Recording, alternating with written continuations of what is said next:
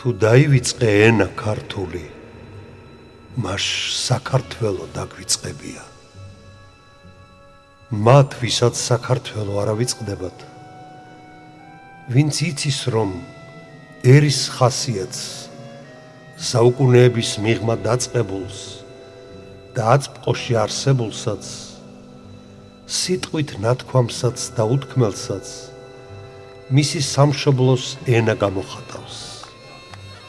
ვინც იცის, რომ დედაენა დაბადებამდე გვახლავს და სამარემდე მიყვება, განსაკუთრებით კი მათთვის, ვინც სხვაგან ყოფნის ხვედრს იზიარებს და მშობლიურ ქართულს არ შორდება, ვუძღვნით ამ წიგნს.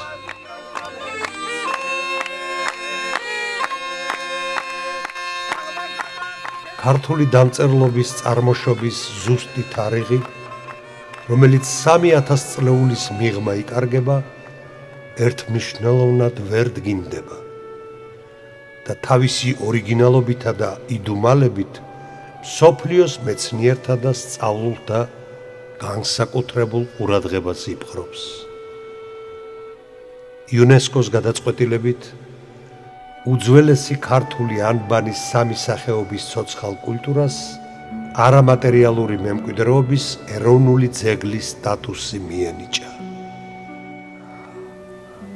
უცხოეთში გახლდით გადაღებაზე, ახლო აზერბაიჯანი ქვია იმ ქვეყანას, სადაც ერთ მშვენიერ საღამოს გადაღების შემდეგ ფეირვერკებს რო ეძახიან მაშხალების სროლა ატყდა, გათენდა მეორე დღე ვერ გავიგე თუ რაზე იმი იყო ესა და მეორე დღეს გავიგე რომ მთელი რესტორნები იყო დაკეტილი და ტოლმა უფასოდ რიგდებოდა. თურმე იუნესკოს გამოუცხადებია რომ ტოლმა არის აზერბაიჯანული კერძი.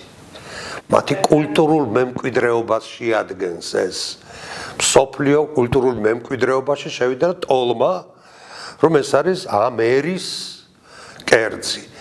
და ასეთი ზეიმით აღნიშნეს რამდენიმე დღიანი ის და თურმე ამავე დროს ადის-აბებაში მოხდა შეკრება იუნესკოსი და იქვე გამოცხადა რომ ჩვენი სამი დამწერლობა მრგლოვანი, ნუსხახუცური და მხედრული გამოცხადდა ამ მემკვიდრეობის ძეგლად. და იმავე დღეს თურქეთიდან მცხოვრებმა ქართველებმა დამირეკეს ამის შესახებ, რომ გილოცაო ქართველებს, ულოცავ ყველა ქართველს, რომ ასეთი ამფერი რამ მოხდაო. ვრეკავ თბილისში ჩემს მეუღლესთან, რა ხდება, თავრიკობე გითხება. ვიფიქრე, იქ თუ მაშხალებს ისვრიან, აქაც შესაბამისად ალბათ ვიღაცის დაბადების დღეზე ისვრიან მაშხალებს და ასეთი დიდებული საქმის გამოცხადებისას ალბათ განსაკუთრებული აქ არავის არ ახსოვს და რამოდენიმე ინტერვიუეთი შემოიფარგლა ეს ამბავი და დასრულდა ამით. მოკლედ ზეიმი არ გავმართეთ. ცნობილი ხდება, რომ იუნესკომ ქართულ ანბანს არამატერიალური კულტურული მემკვიდრეობის სტატუსი მიანიჭა. გადაწყვეტილება იუნესკოს არამატერიალური კულტურული მემკვიდრეობის კომიტეტის მე-11 სესიაზე მიიღეს, რომელიც ეთიოპიის დედაქალაქში ამ წუთებშიც მიმდინარეობს. საკითხი იუნესკოში კულტურული მემკვიდრეობის დაცვის სააგენტომ ჯერ კიდევ ივნისში წარადგინა. საქართველოს კულტურული მემკვიდრეობის შესახებ კანონის მე-18 მუხლის მიხედვით 2015 წლის 19 მარტს ქართული ანბანის სამ უძველეს სახეობას ეროვნული მნიშვნელობის კატეგორია მიენიჭა. არამატერიალური მემკვიდრეობა მსოფლიოს. ეს ფრიად სასიხარულო ამბავი შევიტყვეთ ჩვენ აი სწორედ ამ დედაენის გამოსვლის შემდეგ და რაღაცა სიმბოლურად მივიჩნიეთ ეს. ჩვენს დიდ სიხარულს პირველ რიგში შეუერთდა თურქეთიდან ქართველი, რომელიც არის ამ დედაენის იდეის ავტორი და რომლის ლექსი სადაც კი საშუალება მომეწემა ამ ბოლო დროს მე აუცილებლად მის მონაწერს ვკითხულობ და კიდევ ერთხელ თუ შეიძლება მივცემ ჩემ თავს უფლებას თუ რა მონაწერი აქვს ბატონ მუჰამედ იუნუს კაიას ჩვენდამი რომ ამ წიგნზე გვემუშავა. მონატრებულ ასო ბგერით ჩემი დედაენა მღერის ამ ენაზე მგალობელი სამოთხეში წავა ფრენით რა ლამაზი პეპელა ლურს იასაც ვხედავ მცინარს დედაენა გადავფურცლეს სიხარულით ამეტირა გადმოვლახა ვაჭარის მთებს გადმოვცურავ ჭოროხსაც შენს უბეში სულს მოვითქვამ გამიხსენო ოღონდაც დედაენით შემოგცინებ თვალში ცრემლი მექნება გაუჩული ტკივილებით გული ამიფეთქდება გადმოვლახა ვაჭარის მთებს მთებო ხომ არ მიწყრებით დედაენა სულში მიდევს და თავიდან ვიწყები უმთავრესი დასაყრდენი ქართველისთვის ამოსავალი უნდა იყოს ქართველი არის ის ვისაც უყვარს თავისი მშობლიური დედაენა და ლაპარაკობს ამენით ეს დედაენა წიგნი ქართული თქვენთვისა დასტამბული რომ ეზიაროთ მშობლიური ანბანის თვითმყოფად სისტემას განუმეორებელი გრაფიკული დამახასიათებელი სტილით და იმ სიტყვებს და აზრებს რასაც თქვენი და თქვენი წინაპრების მშობლიური დედაენა გამოხატავს ებიანი ცხოვრები ქართველები რო ჩვენ ქართულად ლაპარაკობდნენ დიდი შიშით წარმოვთქვავდით ყოველ ქართულ სიტყვას იყო შემთხვევები რომ ჩვენ სკოლაში რომ მივდიოდით მაშინ სწავლობდით თურქულს იმიტომ რომ სოფლებიდან ჩამოდიოდნენ ქალაქად სკოლაში და იწყებდნენ თურქულის სწავლას 7 წლის ბავშვები არ იცოდნენ იმიტომ ქართულად ლაპარაკობდნენ არის იქ ქართული სოფლები რამდენიმე ხნის წინ გახლდით და ბავშვები უკვე ქართულად არ ლაპარაკობენ ჩვენ ტელევიზორმა და ქალაქმა წაგვახტინაო გითხრა ერთმა თეთრწვერიანმა კაცმა ასე გითხრა ზუსტად ამ ქართულით ტელევიზორმა და ქალაქმა წაგვახტინა და იმათთვის და წიგნის უქონლობამ დედაენის უქონლობამ იყო ესეთი გარკვეული გამონაკლისები რომ რაღაც თითოეულ რაღაცა წიგნებს გავაგზავნიდით ხოლმე იქა რომ გვინდოდა იმათ ესწავლათ ქართული მაგრამ ეს წიგნი მინდა გითხრათ რომ მაშინაც პირველად რომ დედაენა გამოვიდა იაკობ გოგებაშვილის დროს მაშინაც იყო ილიას აზრი რომ იქ მუსლიმი ქართველებისთვის შედგენილი ყოფილიყო რაღაცა ცვლილება ის სახელები მაინც ყოფილიყო მათთვის მისაღები თბილი რომ გასაგები ყოფილიყო მათთვის რომ ეს დედაენა განსაკუთრებით ჩვენთვისაა დაწერილი ჩვენთვისაა გაკეთებული და არა სხვისთვის ჩემთვის ჩვენ გავუკეთეთ თურქეთში მცხოვრებ ქართველს ამ დედაენაში იგრძნობა ის რომ ეს არის მათამის დიდი სიყვარულის გამოვლინება ხიდი ევროპასა და აზიას შორის ხო საჭირო და საჭიროა მაგრამ თურქეთში მცხოვრებ ქართველებსა და ამ ქართველებს შორის ხიდის უმთავრეს ხიდის ფუნქციას შეასრულებს ეს წიგნი ღვთისწყალობით და მინდა გითხრათ რომ რამდენიმე ხანში ამ წიგნთან ერთად მივდივართ მისი ავტორებიც ვინც არიან კიდე შემდგენელნი წავალთ ალბათ მოგვეცემა იმის საშუალება და ეს წიგნი გამოცხადდება დაამტკიცებს თურქეთის განათლების სამინისტროს სახელმძღვანელო წიგნად. აი ხო უნდა ისწავლონ, რა წიგნით ისწავლონ, იქნება ეს წიგნი დამტკიცებული ოფიციალურად სამინისტროს მიერ. თვითონ ნახეს ესა და ერთი შეხედვით, ეხლა იქ კომისია შეიკრიბება თუ რაღაცა ფორმა აქვს, რასაკვირველია ყველაფერს. იქ მცხოვრებ ხალხებს ეგეთი კანონი მიიღო თურქეთის სახელმწიფომ, მიუღია, როგორც მატყობინებენ, რომ თავიანთ მშობლიურ ენაზე სწავლების უფლება მიეცათ. ეს დიდი წინგადადგმული ნაბიჯია თურქეთისათვის.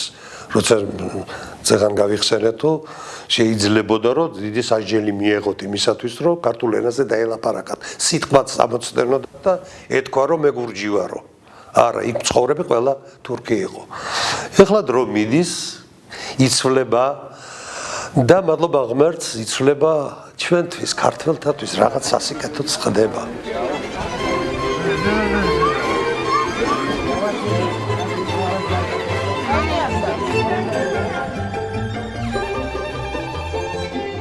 ამის შემდეგ ვფიქრობთ, რომ კიდე მეორე უკვე საკითხავი წიგნი გაკეთდეს დედაენისა, მზად არიან ეს წიგნი, იქ დაბეჭდეს იქაურმა ქართველებმა. სტამბოლშია გამოცემული და ამიტომაც ხარისხიც ძალიან სასიამოვნოა. ამ წიგნს ერთვის ვიდეო, როგორ იწერება ხაზგმებით ყავს ი ა და ხმა როგორ გამოითქმის ესა თუ ის ასო ბ უ р თ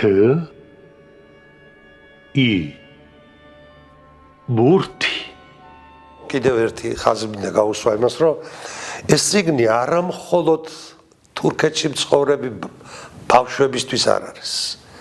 ეს წიგნი არის შეიძლება 80 წლის დედაენასთან მიმართებაში ის ბავშვია. და ისეთი სიყვარული, ისეთი ცრემლმორეული აქ არ არის იმითი დედაენით შემოქცინებო, რომ წერს ეს ზუსტად მათი გამოხატულებაც ესეთია, გარეგნული გამოხატულება. ამ წიგნს ხელს რომ მოკიდებენ, ისინი მე-9 წაზე არიან. ვინ ამენაზე მოსაუბრე 64-ში წავა ფრენით უკვე ქართულად ვინც ლაპარაკობს, იქ გონიათ რომ 64-ში ქართულად ლაპარაკობენ. დარწმუნებული არიან. თურქეთში მცხოვრები ქართველისთვის გურჯი მხოლოდ ეროვნება არ იყო. ეს იყო სიმტკიცის, გამძლეობის, სიტყვის კაცობის უმთავრესად. ის რო იტყოდა დამაჯერებელი იყო გურჯი ადამი იტყოდა. აი გურჯულად მოიქცაო რა ქართველურად. გურჯი ადამის სიტყვა თქვაო. ამიტომაც ის იყო სანდო და ამიტომაც გავამაგროთ ისინი. ეს წიგნი მათი სიმაგრე იქნება.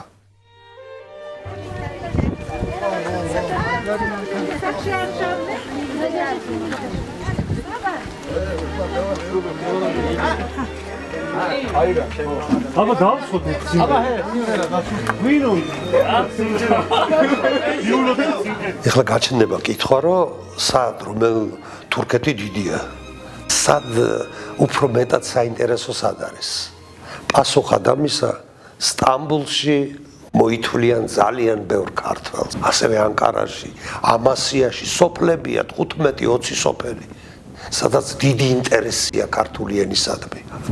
და აქეთ სადაც საქართველოა ხო ცხადია და ცხადი. თუ ეს სიყვარული ჩვენშიც მიათედი მაინც იქნება ჩემი ენისადმი, ჩვენი ენისადმი, რაც იქ არის. მე ხშირმა ურთიერთობა მათთან, ნინო, უფრო მეტად მასწავლა და შემაყვარა ჩემი სამშობლო. იმიტომ რომ იმათ ისე უყვართ, რომ იქ ამ ქვეყანაზე აუგს ვერ იტყვი. მათ სამშობლოზე აუგს ვერ იტყვი იმათთვის. თუ რაღაცა სიტყვი ასე იყო, ისე იყო, ის არ ვარგო და ის მართველი არ მაო, ესე მოხდა. რა მოხდა მერე? აქაც ხდება მაგბერი. მაგრამ ის სიყვარულს ვერ ეხება ეს მცირე გამოხტომები სიავისა, რაც ჩვენ ქვეყანაში სამწუხაროდ ხშირია.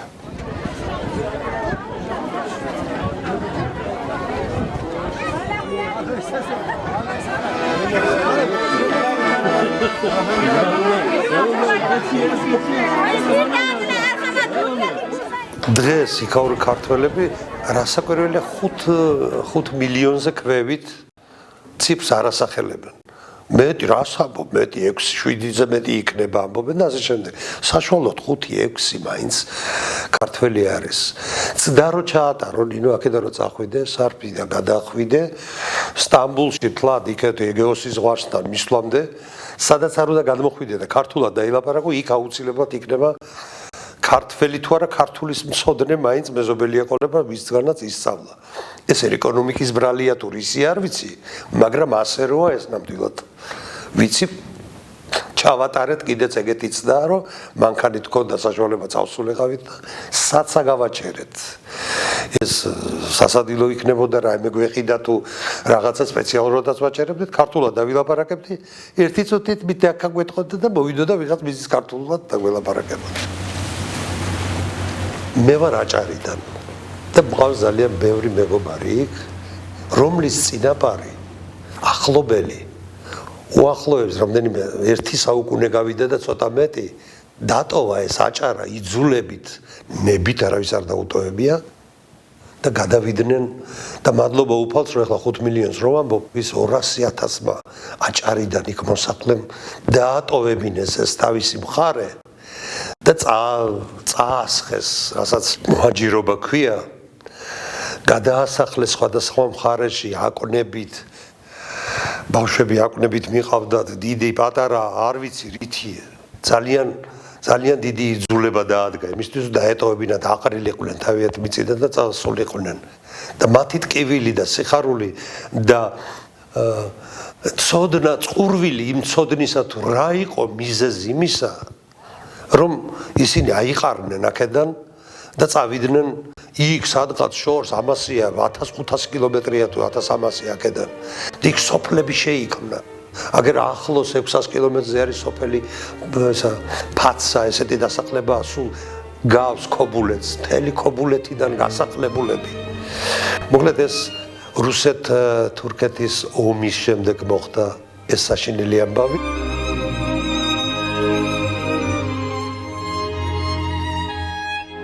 ამ ბოროტების წილ ღვთის წყალობით სიკეთეთ შემოვატრიალოთ ეს იმიტომ რომ იქ არის ჩემი თანამემამულე ჩემი ნათესავი ჩემი სისხლი და ხორცი ქართველი რომელიც აგერ მილიონებს ვითვლით სასიხარულო არ არის ესა და ჩავთვალოთ ისინი ქართველებად და უმეტესად რომ იმათმა გააძლეს და უნდათ რომ კონდეთ აი ეს წიგნი მათ დედაენა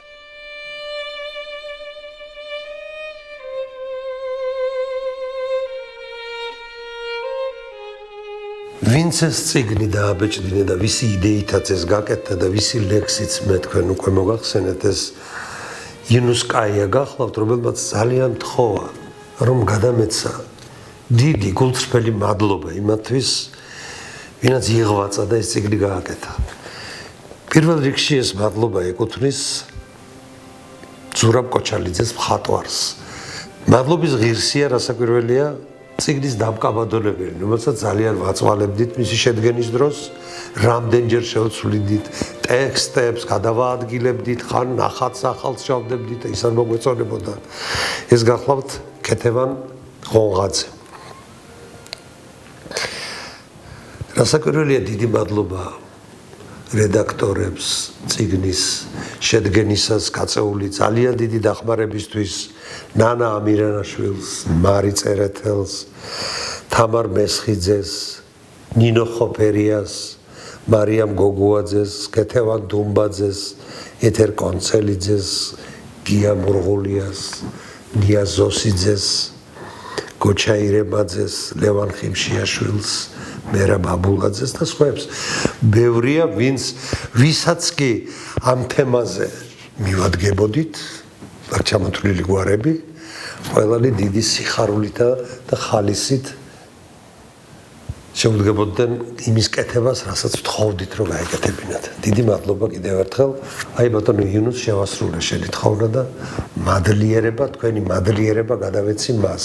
და დიდი მადლობა რასაკვირველია ჩვენგანაც იუნუს ბატონს, რომ აი ეს წიგნი, ეს შესანიშნავი წიგნი დააბეჭდინა და რასაკვირველია მიხედავს იმ საქმესაც, რომ ყველა ოჯახს, რომელიც თურქეთში ცხოვრობს და არა მხოლოდ ქართველის ოჯახში შევა ეს წიგნი და იდება იქ როგორც ლამაზი წიგნი, ლამაზი ასობგერებით.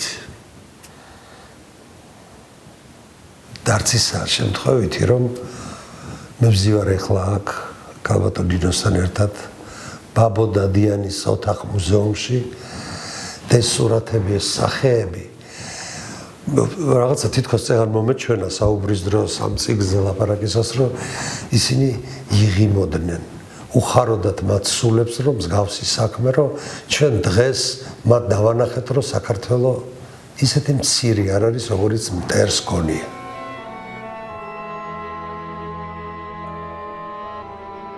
თურქეთში მცხოვრები ქართველის და წიგნის იდეის ავტორის მუჰამმედ იუნუსკაიას თურქეთიდან მონაწერი.